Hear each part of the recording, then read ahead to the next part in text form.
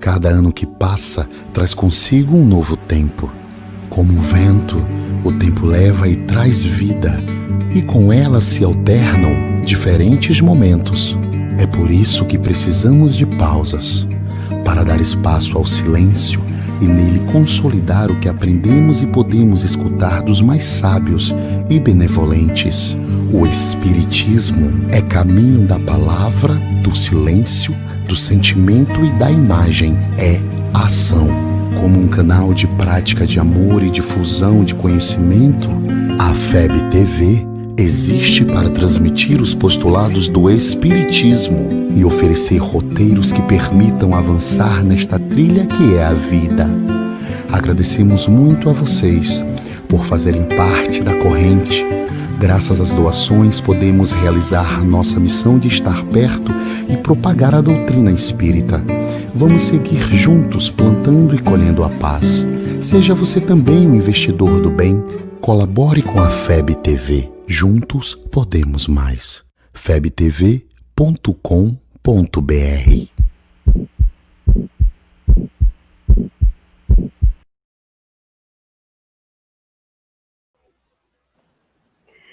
Boa noite a todos. Sejam muito bem-vindos a mais uma live do Projeto Escutatória na FEB TV, com transmissão também na TV7, na Ediluz, em todas as redes do Projeto Escutatória, Instagram, YouTube, Facebook.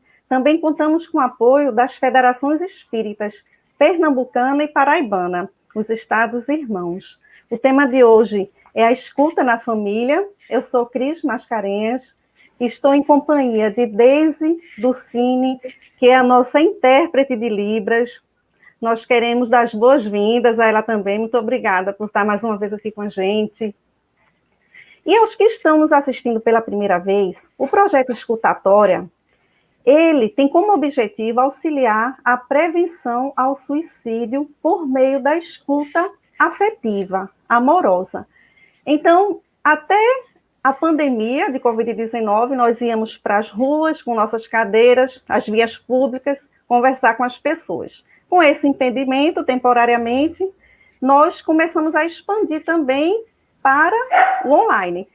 Então, todos os domingos, todas as quartas, a partir das 20 horas, hoje vai ter. Você pode ir nas nossas redes sociais, tem o link da plataforma Zoom, você é escutado individualmente e a gente faz a escuta amorosa, tá bom? Mas também, se desejar, num outro horário, tem o Alô, Eu Te Escuto. Você vai nas mesmas redes, deixa lá seu nome, seu telefone, que um escutador vai entrar em contato com você. Então, siga-nos, Instagram, Facebook, YouTube, Projeto Escutatória, para que mais pessoas sejam beneficiadas. Contamos com compartilhamento também dessa live, porque, como diz Charlie Chaplin, às vezes o que nós precisamos é apenas de alguém que nos escute, sem nos julgar, criticar, sem nos analisar, nem dizer o que precisamos fazer.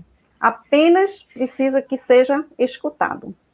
Nós queremos dar as boas-vindas a Cristiane Assud, minha xará.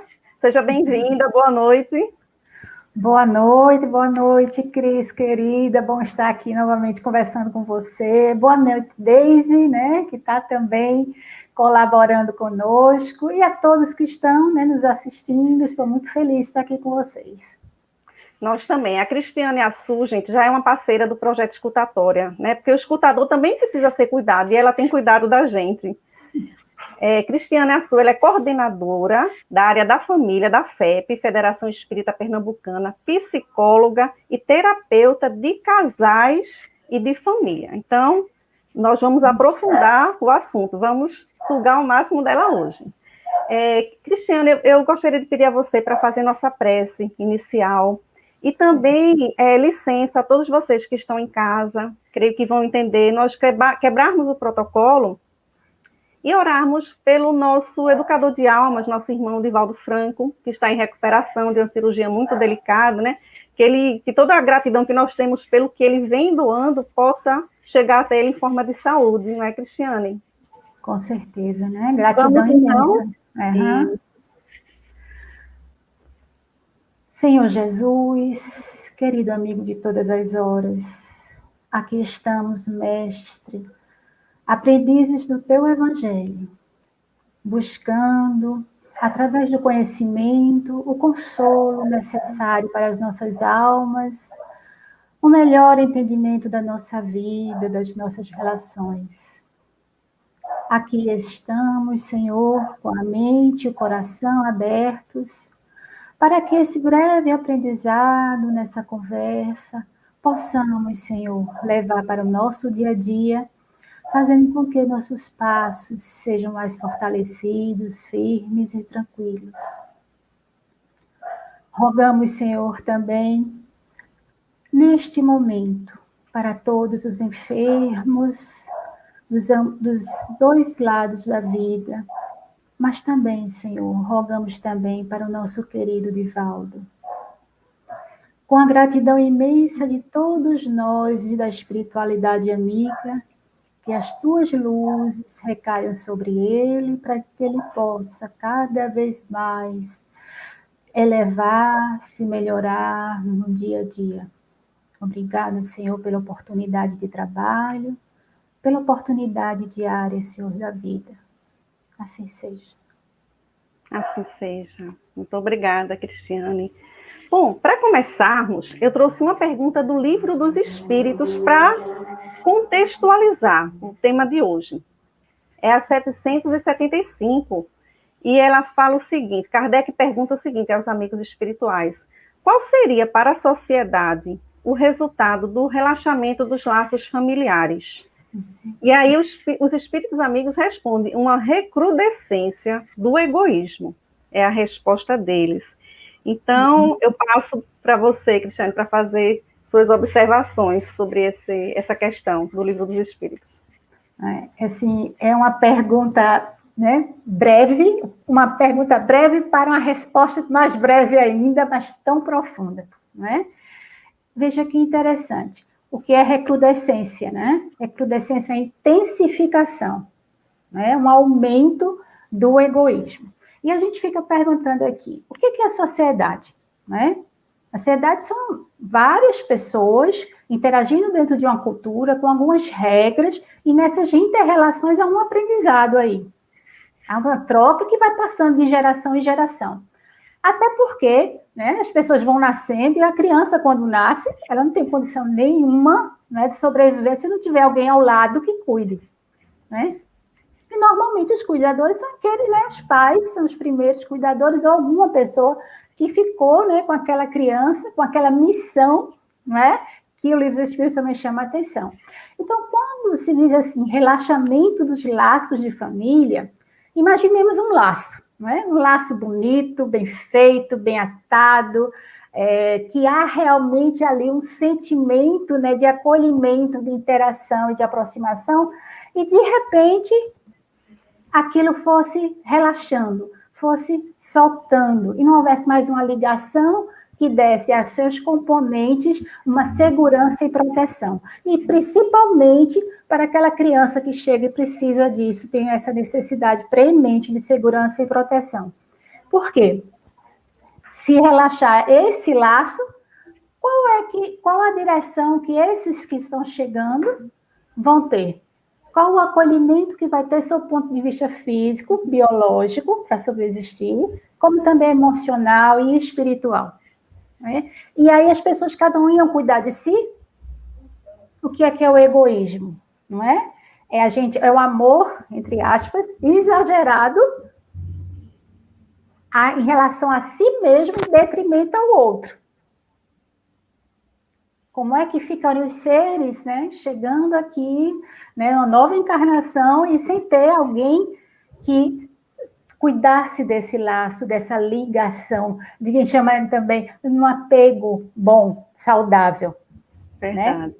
Então, é mais ou menos isso que chama a atenção, para a gente refletir. Perfeito. Inclusive, Emmanuel, no livro Pensamento e Vida, Psicografia de Chico Xavier, tem um capítulo chamado Família, Cristiane, que fala de agrupamento familiar. E aí ele explica que tem 2 tipos de agrupamento. Um é pelos laços de evolução, quando nós vimos com pessoas que temos afinidade, com nossos afetos, porque já aprendemos, né, já tínhamos vivido, começamos a viver esse amor, né? E vem junto. Ele até dá um exemplo de uma família de músicos, que às vezes são amigos, na outra encarnação vem um como pai, como filho, como tio, eles continuam, né? Aquela relação. Mas tem também o agrupamento, que ele usa um termo muito interessante, que Emmanuel ele consegue resumir um capítulo numa frase, né? Ele diz o seguinte, que tem aquele agrupamento que vem com as algemas do constrangimento e da aversão. Olha só. Então, aí a gente tem que lembrar o quê? Que mesmo assim, nós, no plano espiritual, quando estávamos para reencarnar, nós escolhemos aquelas pessoas para nos reajustar. Ou, pelo menos, nós aceitamos vir com elas, né? E, em última hipótese, de o espírito não ter condição de discernimento, de decidir pela sua próxima encarnação, por condições morais ou condições, né, de desequilíbrio, então a espiritualidade amorosamente nos conduz para aquele lá que é o mais interessante para a gente desenvolver, né? Aí, justamente, o que é que acontece? Nesse lá vem o trabalho realmente e o sacrifício. E aí ele fala que é imprescindível paciência e humildade, né? Para justamente esse egoísmo, a gente trabalhando tolerância, renúncia, ser transformado, e para o outro polo, né? Para o amor e caridade. Porque o egoísmo, ele tem todos os outros nossos vícios que provêm dele, né? Então, ele é o principal. Aí, nesse sentido, eu queria perguntar para você o seguinte, o que é e qual a importância da escuta no ambiente familiar, nesse que nós, na maioria de nós estamos, porque estamos no mundo de provas e expiações. Então, é muito natural. Uhum. Exato. Como a família, né? Talvez muitos já tenham ouvido falar, é um laboratório de almas, né? E a Joana, no livro SOS Família, ela diz assim, a família é mais do que um resultante genético, né? São os sonhos, são os anelos, são os sofrimentos, as dificuldades, mas também muita coisa boa que cada um traz. Então, existem muitos ali, aspirações, necessidades, desejos, e existem também, como nós somos seres espirituais, toda uma gama de experiência que está ali naquele momento. Então, existem situações que a gente tem dificuldade e situações que a gente está aqui para melhorar. E aí, imagina, cada um com as suas peculiaridades, né? Ali um ser em transformação, em movimento também, precisando dar uma olhada nos seus obstáculos, se conhecer. Então, a escuta na família seria dizer assim, como é que é essa coisa de escutar, né? Exatamente quando a gente presta atenção, será que eu estou escutando minha família? As pessoas que estão comigo, em diversos ciclos, fases da vida, né? Tem aqui acaba de nascer, tem um maiorzinho, uma adolescência, né? Um maduro, um idoso, né? Cada um com as suas próprias necessidades e dentro da sua experiência. E aí, como seria essa questão da escuta? Escutar, a gente já ouviu falar, é diferente de ouvir, né? Mas, assim, a gente ouve, lógico, com os órgãos, né, dos ouvidos, da audição, normalmente, mas quando a gente tem outro momento de comunicação, né? A gente está aí com Libras, que não ouve exatamente com o órgão auditivo, mas sim há uma comunicação, que vão para o meio, né, pelo cérebro de forma sensorial ou de outra forma. Existem várias formas de input, né, de entrada de informação em nosso cérebro. Então, como é que está havendo essa troca de informação? Por quê? Nós nos relacionamos e trocamos informações. Nós nos comunicamos. E nós, nessa comunicação, nós acionamos muitas emoções, muitos sentimentos, porque ninguém é um robô. Nós emitimos uma energia, nós passamos os nossos sentimentos, e existem emoções nessa comunicação que pode estar equilibrada e pode não estar. Podem ser emoções agradáveis e podem ser emoções desagradáveis. E isso vai estar nessa comunicação, nessa interação. Então, é preciso que a gente, para poder escutar, primeiro dê uma olhada na nossa própria escuta.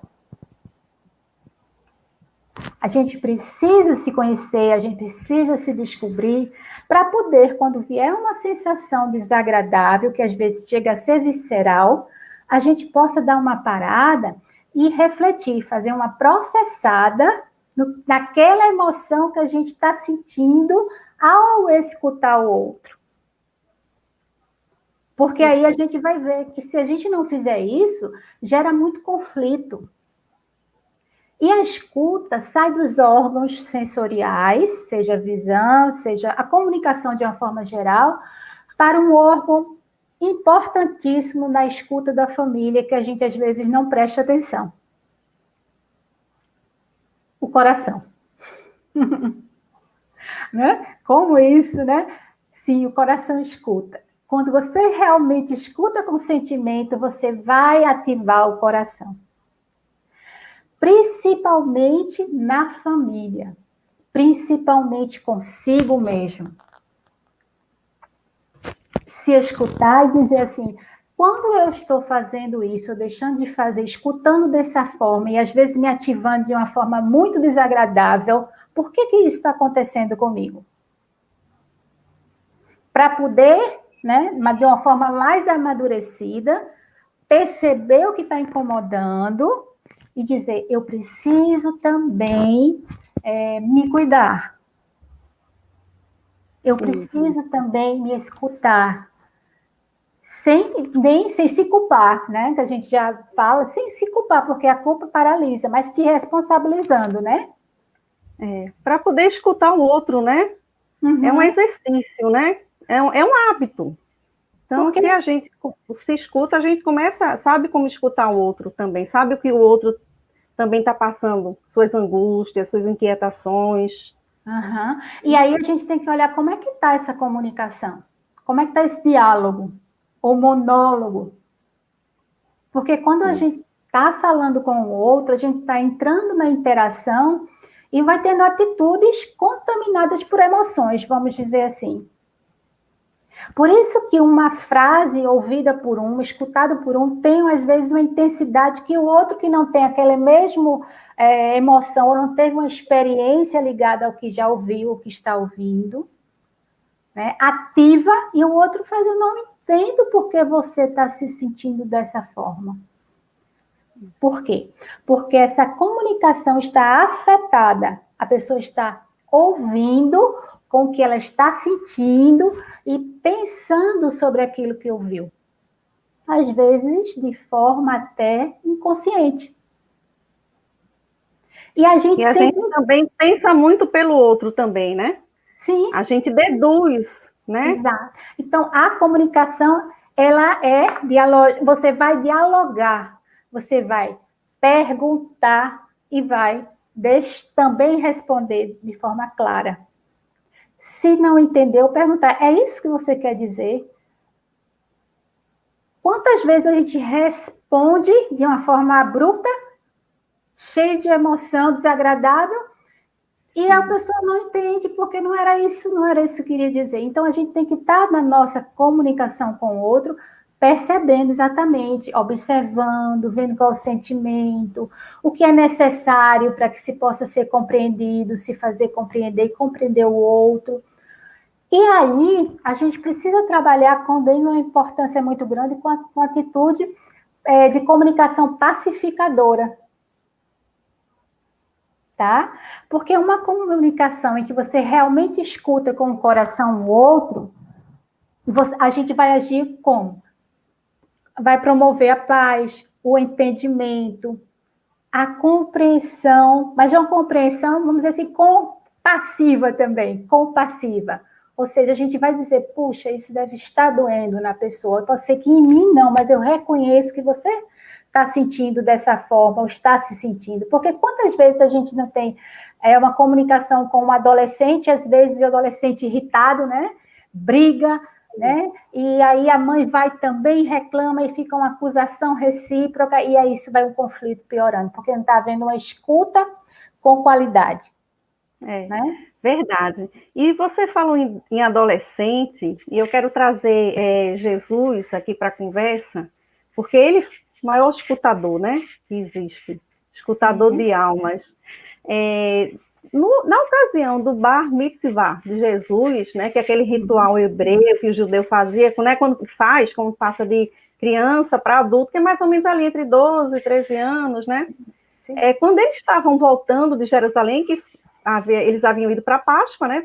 Todo mundo ia para Jerusalém na Páscoa, e quando estavam voltando, toda a família, não só Maria, José e os irmãos, mas primos, né?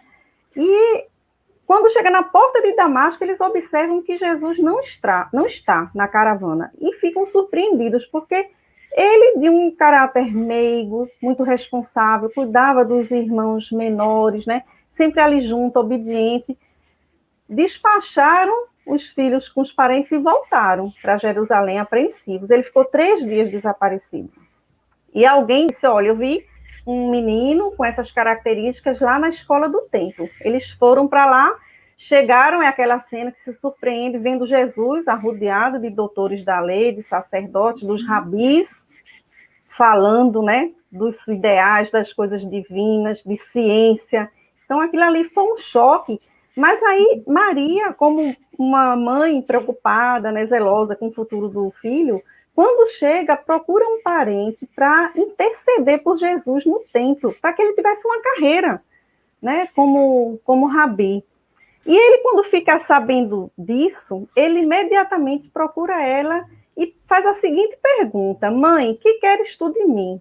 Acaso não tenho testemunhado a minha comunhão com meu pai que está no céu, que ele separava sempre quando falava, né, de José e de Deus? Então, ele, naquele momento, ela não estava prestando atenção na missão dele. E aí, o que acontece? Ele, para já dar uma mensagem de que todo o trabalho da gente começa primeiramente no lar, ele imediatamente procura o pai, procura José e pede que ele seja admitido na carpintaria, para aprender o ofício do pai. E ele fica com a família até seguir para o seu missionato, né, dando apoio com a família. E aí eu queria, então, com essa introduçãozinha, que você falasse sobre aquela fala dele, quando ele está ali com os discípulos, com a multidão, que Maria, também por ele estar demorando, vai com os irmãos buscá-lo, bate a porta e alguém avisa para ele, sua mãe e seus irmãos vieram falar com você. E aí ele olha para os colegas que ali estão assistindo ele e diz o seguinte, aquela famosa frase: quem é minha mãe, quem são meus irmãos, né? Olhando para eles. E aí ele explica que a mãe, o irmão, a irmã é todo aquele que faz a vontade do pai. Então, olha só, a gente tem 2 situações. A mãe que não compreende a missão do filho, né? Não compreende, não ausculta ele no desejo dele, na vocação dele.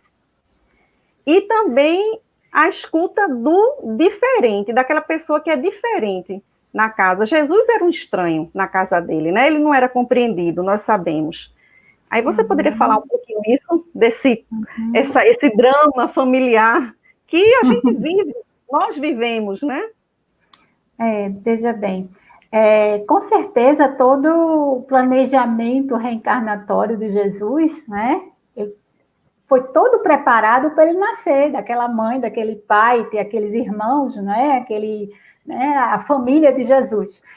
Mas é lógico que a grandeza de Jesus não tinha como ainda ser bem compreendido aqueles que ele estava ao lado, né? Ao seu lado. É lógico que Maria, ela é um espírito iluminado que tem aquele acolhimento, aquela proteção por um filho, como qualquer mãe. Então, uma criança, vamos dizer assim, pré-adolescente, né, 12, 13 anos, que desaparece durante 3 dias, não é? Por mais que a gente sinta que é ali um ser especial, mesmo sentindo toda aquela, né? Mas a preocupação vem, tanto que eles voltam, né? E se você vai ver em João, tem dizendo que ele estava como se estivesse fora de si, no sentido de ele estar, né? Em excitação de passar todo aquele conhecimento, né? Então, eles temiam também a segurança do filho, então estavam assustados.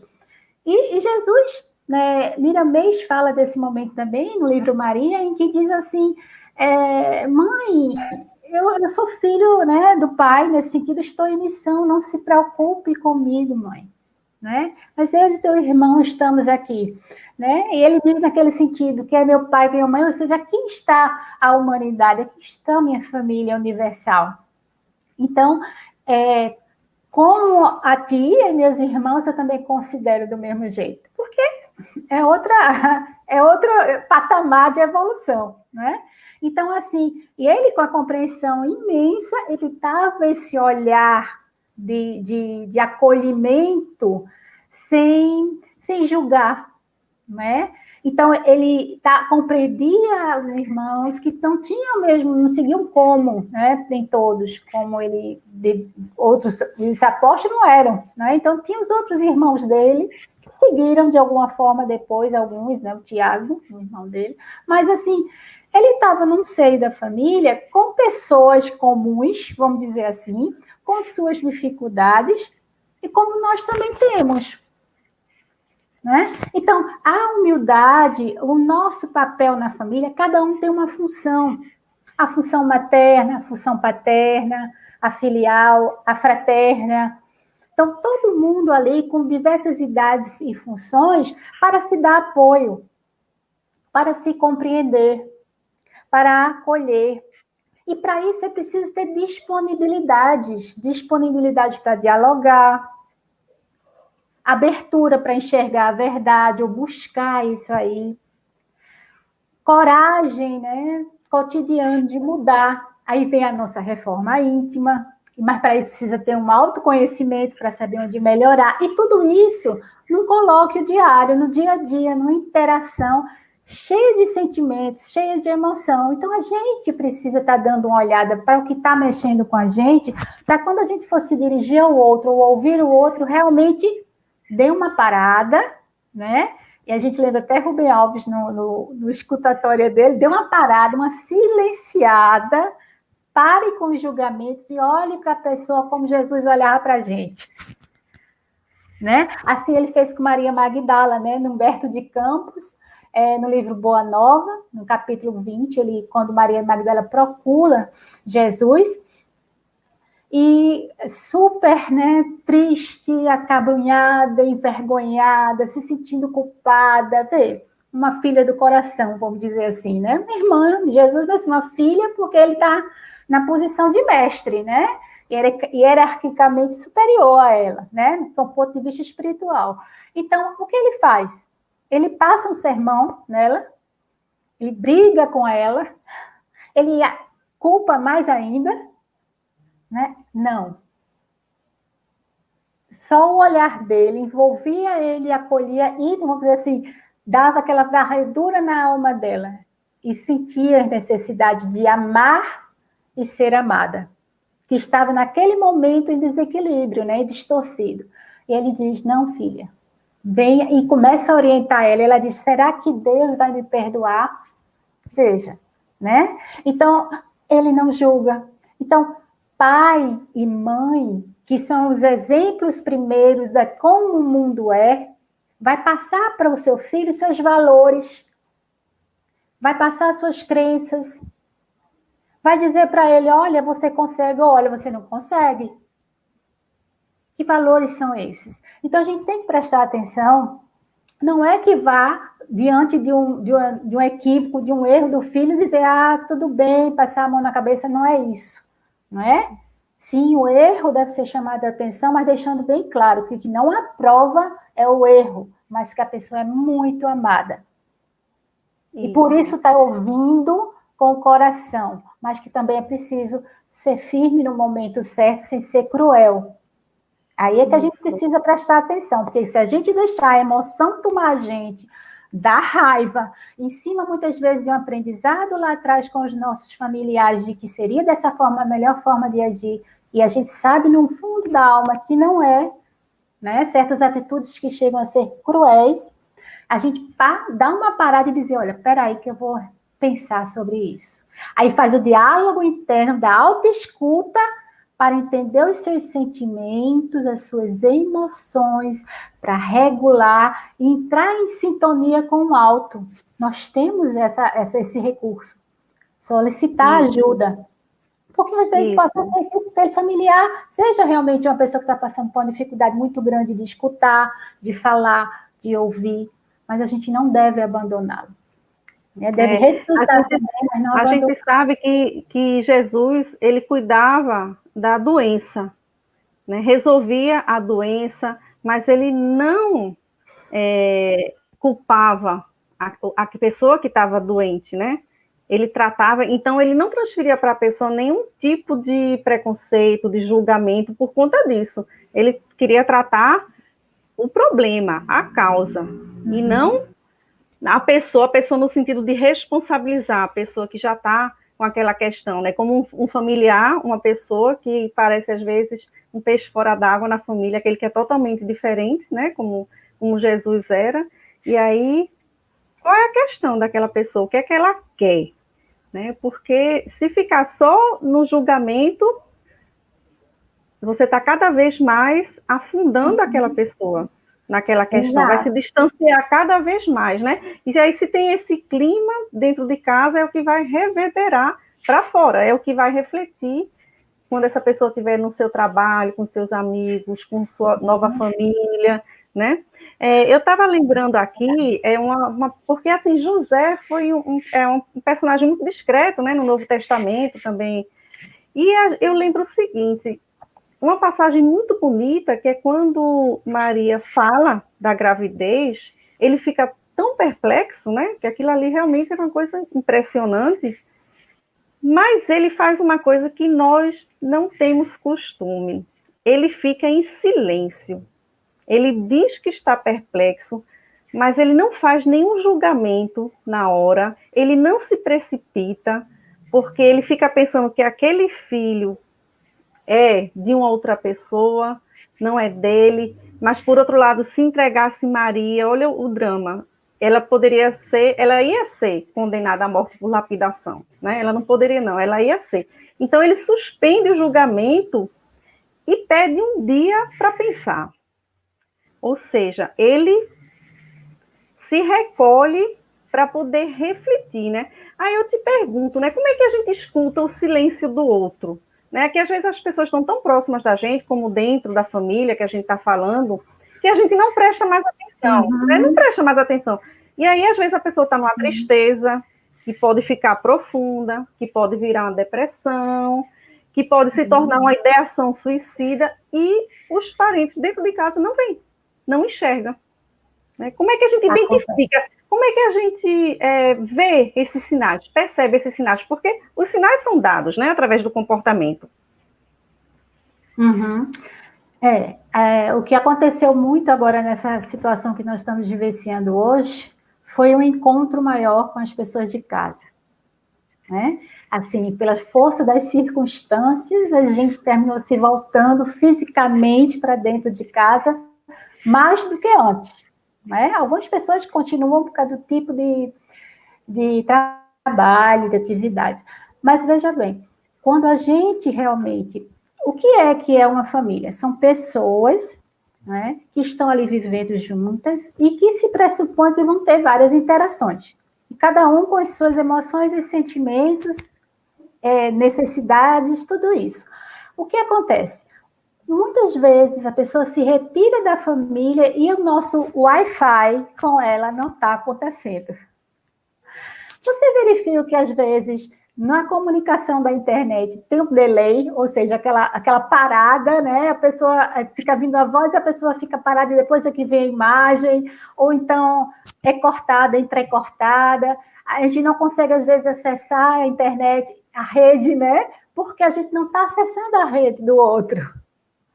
Isso. Então, e eu tenho perguntas aqui sobre isso para você, viu, Cristiane? A Eliane França, muito obrigada, Eliane, pela participação. Ela diz assim, e quando uma pessoa não dá abertura para o diálogo e acha que perguntar é uma intromissão, como é que a gente age com essa pessoa? Às vezes acontece isso e muitas vezes a pessoa se fecha. Né? Se fecha em quarto também. Se fecha em quarto, se fecha no seu celular, se fecha no seu computador. Então, isso não dá abertura. Então, o que é necessário dentro disso aí? A depender da pessoa, lógico que a gente vai não vai violentar a pessoa na sua escolha de não querer falar. Mas muitas vezes, pequenas gentilezas no dia a dia vai diluindo essa carapaça de dureza que, na realidade, muitas vezes esconde, na maioria das vezes, tá? Esconde um sentimento, um sofrimento, às vezes muito grande, que a pessoa evita o contato para evitar o contato com esse sofrimento. E, às vezes, se baseia em atitudes anteriores da relação, ou de experiências vividas que podem, como nós somos espíritos, até vir, né, de outras experiências reencarnatórias também. E a pessoa é uma pessoa mais fechada, evita o contato. Então, o que é que a gente faz? Gentilezas, carinho, atenção. A pessoa diz, a pessoa não quer, olha, pode ser que no início queira fechar, não, mas se a gente chega e faz assim, bom dia, e dá um sorriso, mesmo que a pessoa não volte para a gente, não importa. Dê o que você tem de bom do coração. E se for uma pessoa que você diga, puxa vida, eu vou ficar machucada, magoada, por que ficar magoada e machucada? A gente segue em frente. Se a gente se ama, esse auto-amor vai preenchendo a gente também. Isso. A gente não vai se ofender, né? Isso é uma estratégia, Cristiane, que você falou de você fazer uma gentileza que é muito pertinente com os inimigos, aquelas pessoas que não gostam da gente, porque elas não esperam, então elas se surpreendem e aquilo ali vai quebrando, vai constrangendo, porque o bem também constrange. Né? Olha, tem uma outra pergunta aqui para você.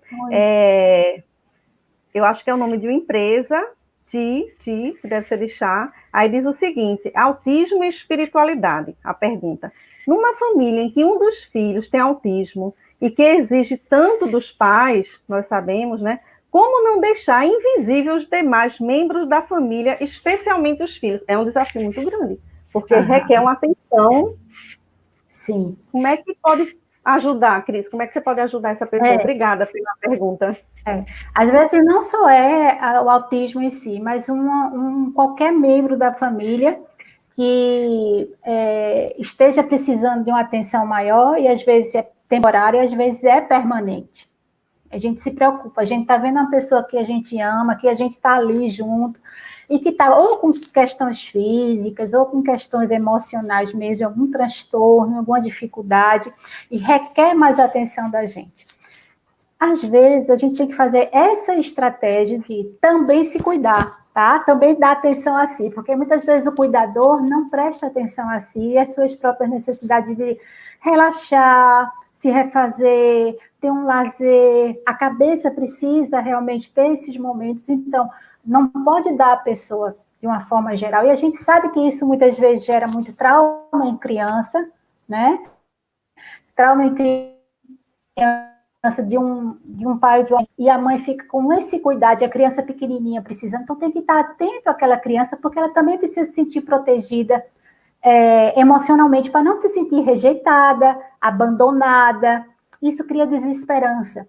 Então, assim, sim, verificar o que pode fazer para fazer um rodízio de atividades, ter um dia para aquela criança e dizer para ela, hoje meu dia é para você, nem que seja para a gente ir na praia, tomar um sorvete ou fazer alguma coisa, e aquela criança se sentir especial, aquele jovem se sentir especial. E às vezes a gente faz isso com um filho de cada vez, às vezes quando tem muito filho, né? Às vezes faz com um de cada vez, assim, hoje é meu dia, vamos aqui. Faz atividade sim, né? De todos, mas às vezes a gente precisa também fazer isso, porque principalmente a criança nos primeiros anos, ela precisa desenvolver um apego seguro com seus pais, com seus cuidadores.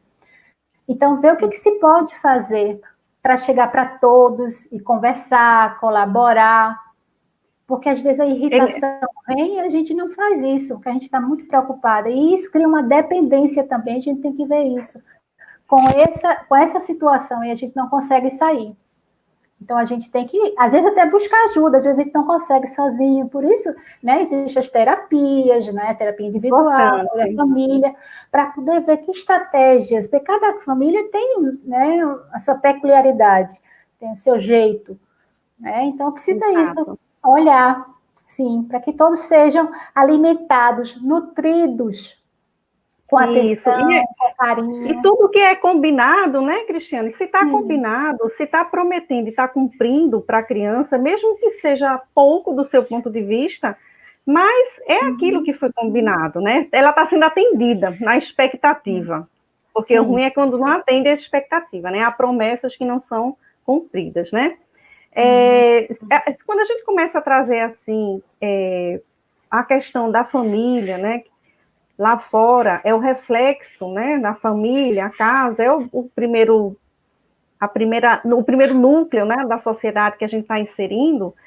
Quando Jesus vai para o messianato dele, e ele se despede de Maria, de sua mãe, ela tem um pressentimento óbvio, porque antes de reencarnar, aqueles espíritos foram preparados, né, para isso. Mas ela reluta muito para ele não ir, ela faz muitas promessas, ela diz que ele vai fazer falta. Então, ela vem com vários argumentos para querer deixar o filho junto dela, para proteger, né, como qualquer outra mãe. E, por final, ela recorre assim, o último argumento, ela diz, mas você não ama seus familiares como a gente lhe ama, né? Por que você vai partir? E aí ele diz uma coisa muito bonita, que está ligado justamente a esse ciclo que ele passou, primeiro com a família, né, dele. Ele diz o seguinte, amo todos com muita ternura e sempre agradeço ao Pai a família que me deu. Mas amo da mesma forma todos os seres humanos e preciso transmitir-lhe a boa nova que o meu pai me confiou. Então, aí ele chega um momento que ele já abasteceu lá, ele expande esse amor para todo mundo, para toda a humanidade, né, como uma consequência daquilo que ele já tinha construído em casa, né?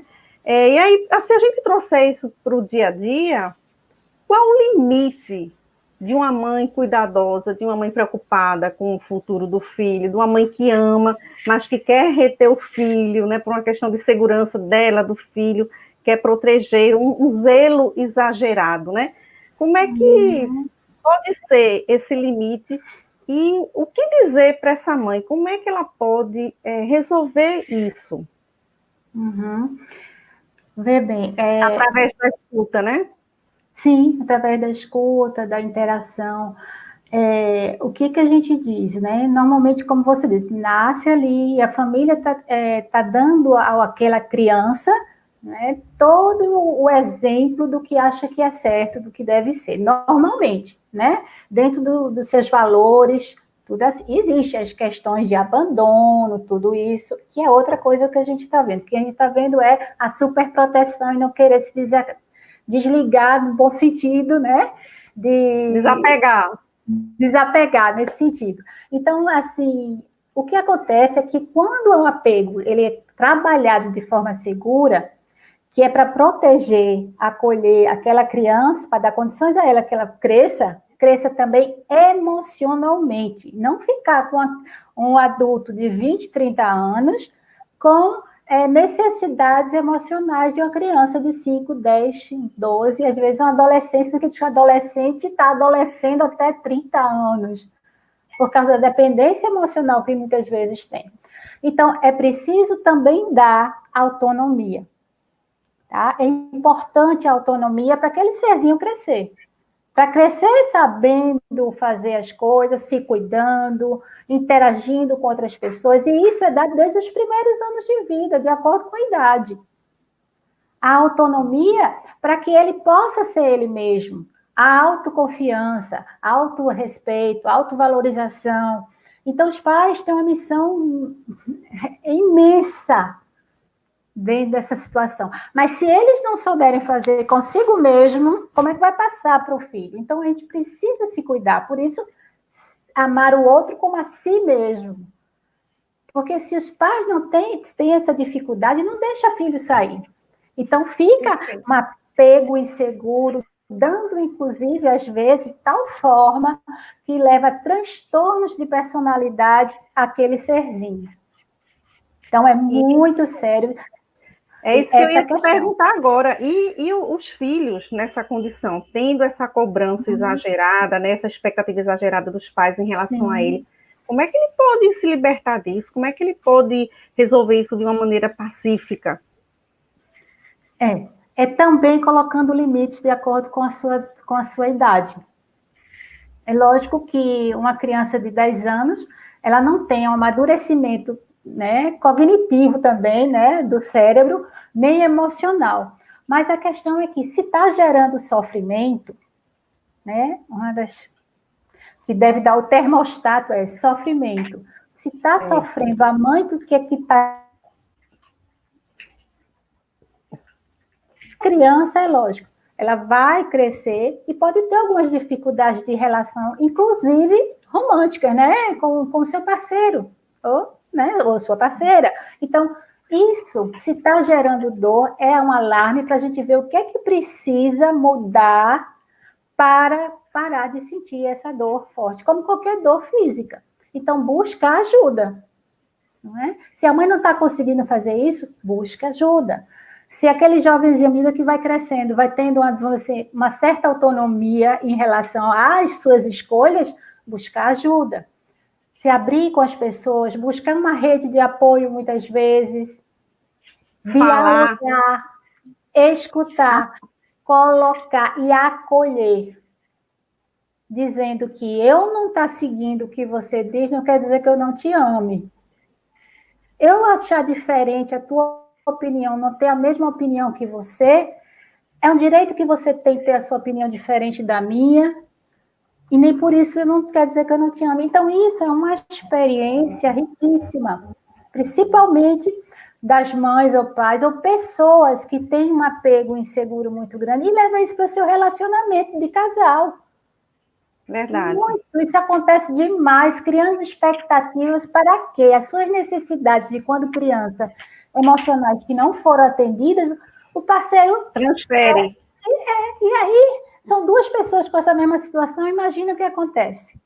Ninguém escuta ninguém. Cristiane, olha, o Jaime Barra, obrigada, Jaime, pela interação, por estar aqui com a gente.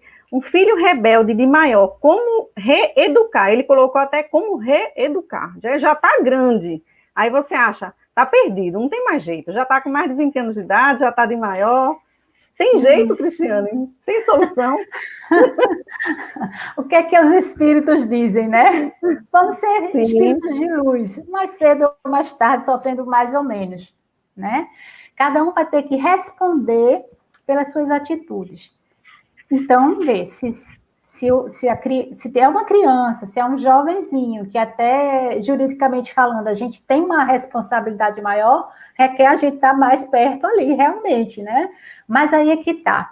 De que forma a gente chega? Como é que a gente chega? Se a gente chega de cima para baixo, com arrogância, e não perdoa, não pode ser assim, rotulando. Então, não funciona, já é rebelde, né? Não aceita. Então, vão criar. Então, escutar o que é que está acontecendo. Eu estou aqui para te ouvir realmente. E também ouvi-lo de uma forma que diga assim, sem preconceito, sem julgamento, porque existem jovens que às vezes querem que os pais saibam das suas angústias, das suas dores, das suas dúvidas, e às vezes diz, inclusive, para um amigo, para um funcionário da casa, mas não diz para os pais, porque não estabeleceu uma confiança ideal para se abrir, porque não há um acolhimento, porque imagina, talvez, nas suas experiências, nas suas dificuldades, que se falar, vai ser repreendido. Isso. A gente se depara demais na escuta com esse tipo de situação. Se sente à vontade, porque ali está um estranho, não vai julgar, né? A gente trata de uma maneira afetiva, vai acolher, né? Então a pessoa pelo menos esvazia e se sente mais à vontade quando tem dificuldade no lar. E aí eu vou emendar já com uma pergunta que eu acho que pode ajudar nessa situação, viu, Jaime? Primeiro lembrar que a mãe de Santo Agostinho orou por 30 anos, foram quantos? A vida toda por ele. Né? Ele era, assim, quase irrecuperável. Se achava irrecuperável, né? E ela orou até que se transformou, né? De uma maneira magnífica. Então, orar, não perder a esperança, fazer o que é possível você fazer. Oração e uma outra coisa, que aí eu queria que, emendando com a pergunta dele, se também cabe para ele, se a gente deve fazer.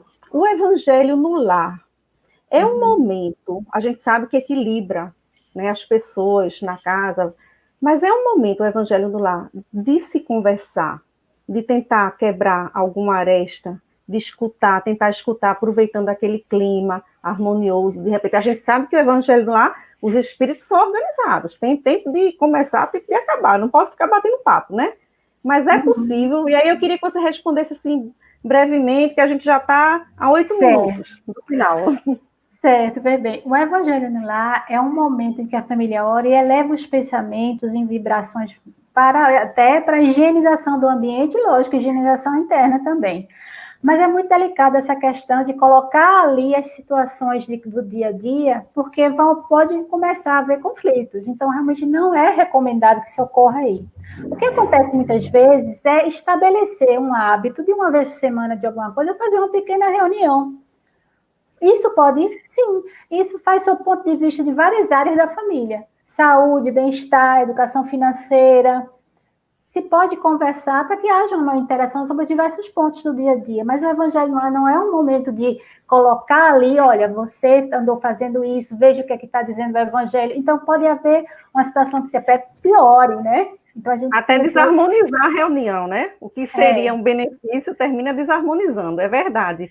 É bem pensado. E aí a gente poderia falar rapidamente, que Divani está perguntando aqui, o que dizer para os pais que estão abandonados afetivamente pelos filhos adultos. A gente até conversou, né, Cristiane, sobre isso, a gente dizendo, né, que a maior necessidade que os idosos têm é de serem escutados e que eles já estavam no isolamento social, afetivo, né, porque tem a questão, o distanciamento físico é uma coisa, tá distanciado físico não quer dizer que emocionalmente esteja longe, mas eles já vinham sofrendo isso, né, Cristiane? Sim. Então, o que acontece muitas vezes é que a gente não presta atenção aos nossos idosos por achar que eles estão assim mais fatigados e aí estão no cantinho deles e às vezes já estão entrando numa depressão e precisam, inclusive, entrar até numa medicação e a gente não presta atenção. A gente estava falando que a gente está sentindo o que muitas vezes alguns idosos já estavam sentindo há muito tempo, que é o isolamento social. Então, ficam relegados a um segundo plano, não são ouvidos na família, não são considerados, e assim, não leva para fazer determinados lazeres, e assim, fica a parte da família. Às vezes, até diante do conflito, ele está percebendo a família ali brigando, discutindo, está com um sofrimento atroz, mas não é ouvido. Então, chegar junto do idoso para dizer, pai, mãe, tio ou tia, quem tiver, eu estou aqui contigo, como é que você está? O que, é que você gostaria de fazer? E ele, o que é que ele pode fazer, o idoso? Que tipo de atitude ele pode, de repente, para provocar uma aproximação? Como ele faria isso, o idoso? O que normalmente faz vai depender muito também do estado que ele está, não só do idoso que está com condições de chegar e conversar. Sim, ele pode buscar também atividades em que ele possa ser reinserção social, como diz. O Haroldo diz no livro dele, da Bússola e o Leme, em que ele bota em cada fase da vida as necessidades emocionais de cada um. E nesse momento é a reinserção social, porque às vezes parou de trabalhar, parou de ter aquelas preocupações com os filhos. Então, assim, é aquele momento que o neto vem e que aí brinca com o neto, aquele momento é super, né? Dá uma satisfação e alegria muito grande. É um momento que ele começa a ver se consegue grupos de idosos também para entrar em contato, desenvolver algum artesanato, alguma coisa que possa fazer, escutar, contar histórias. Algo que não teve oportunidade de fazer na juventude, né? Não queria tanto na juventude ter aprendido violão, por exemplo. É uma oportunidade. Exato. Né? Aprender e ver, de acordo com as suas limitações que tem, às vezes, né? Vai passar da idade, mas buscar fazer alguma coisa, interagir de alguma maneira. Aí existem vários, né, grupos que fazem isso, grupo espírita, né? Que é os idosos, passar o seu carinho ali para as pessoas, conversar, ter esse momento também, os grupos religiosos, né? Vamos dizer assim, tem muito também isso. Buscar continuar a viver, não está aqui, é porque tem uma coisa ainda para aprender e para ofertar de si, de carinho, de amor. Então, continua, está ali um espírito riquíssimo. o Chico Xavier, quando estava muito doente de cama, e ele comenta isso, né? Por que eu ainda não desencarnei? Ele achava que não servia mais para nada. E Emmanuel disse, enquanto você puder fazer uma oração por alguém, você está sendo útil. Então, a ideia é essa, a gente ser útil de alguma maneira. Cristiane, nós estamos caminhando para o final. Estava muito bom o papo, né? E as pessoas interagindo, ainda tem pergunta. Eu vou fazer meus agradecimentos para devolver para você fechar, tá bom? Então, eu quero agradecer demais aqui a Deise do Cine, primeiro, por possibilitar, né, que chegue a outras pessoas essa conversa. Cristiane, obrigada pela disponibilidade, né, a todos que acompanharam nessas reflexões, interagindo com a gente. Nós, na FEB TV, agradecemos aos meninos que estão no backstage, Léo, Kleber, que possibilitaram isso, Bruno, do Escutatória, que está aí na técnica. Gratidão, TV7, Ediluz, pela transmissão, a nossa FEP e FEPB, Federação Espírita Pernambucana e Paraibana, e logo mais às 20 tem escuta online. O link está lá na bio da gente, tá bom? Siga a gente, continuem todas as quartas-feiras, às 18h30, nós temos live e estaremos aqui para trazer algum conteúdo para vocês que possa escutar as dores, né? Escutadores, né? Então a ideia é essa. Cris, você tem 2 minutos e meio para trazer a sua mensagem final que você quer dar. Obrigada, gratidão. Então, eu quero também agradecer a todos, né? Todos que estiveram aqui com a gente, conversando. Fico muito feliz, Deise, muito obrigada. Eu gostaria de dizer uma mensagem de Rita Falker no livro Pais e Filhos, Companheiros de Jornada. A doutrina espírita traça linhas mestras de orientação às nossas atitudes, quando ensina que buscamos no seio da família diluir conflitos, amenizar ressentimentos e nos oferece o exemplo do mestre e o caminho do evangelho. Então, vamos dulcificar nossas relações. Vamos conversar mais, olhar no olho do outro, escutando com a alma, porque todos nós com isso temos a crescer, a se sentir mais, né, integrado, o laço mais apertado, no sentido bom do acolhimento, porque nós todos precisamos um dos outros. E se estamos nessa, por que não unir as forças ao invés de conflitar? Então, vamos sim buscar ajuda quando necessário, abrir o nosso coração e humildemente aceitar a ajuda quando necessário. Que Deus, né, os amigos espirituais, com certeza, Jesus está conosco, sim. E vamos em frente. Perfeito. Vamos em frente. Muito obrigada. Vou lembrar aqui as nossas redes sociais, gente. Projeto Escutatória no YouTube, no Instagram e no Facebook, né? Compartilhe essa live para que mais pessoas possam ser beneficiadas. O Rubem Alves, né, nossa inspiração no Projeto Escutatória também, ele disse que é na escuta que o amor começa, né? Com a palavra, com a troca, com a conversa, e a gente acredita muito nisso. Então, nós todos podemos ser escutadores, sem exceção, né? Apenas alguns vão para as ruas, como nós, estamos morrendo de saudade da rua, né? Assim que for possível, estaremos de volta, mas continuaremos na plataforma online, que foi uma surpresa agradável para a gente, como para várias pessoas e empresas, né? Já sabia, já tinha esse ambiente, mas a gente pouco familiarizado, né? E a pandemia trouxe isso de bom, como todo mal traz um bem. Boa noite, fiquem com Deus. Um abraço e até quarta-feira. Cada ano que passa traz consigo um novo tempo. Como um vento, o tempo leva e traz vida, e com ela se alternam diferentes momentos. É por isso que precisamos de pausas, para dar espaço ao silêncio e nele consolidar o que aprendemos e podemos escutar dos mais sábios e benevolentes. O Espiritismo é caminho da palavra, do silêncio, do sentimento e da imagem. É ação. Como um canal de prática de amor e difusão de conhecimento, a FEB TV existe para transmitir os postulados do Espiritismo e oferecer roteiros que permitam avançar nesta trilha que é a vida. Agradecemos muito a vocês por por fazerem parte da corrente. Graças às doações, podemos realizar nossa missão de estar perto e propagar a doutrina espírita. Vamos seguir juntos plantando e colhendo a paz. Seja você também um investidor do bem. Colabore com a FEB TV. Juntos podemos mais. febtv.com.br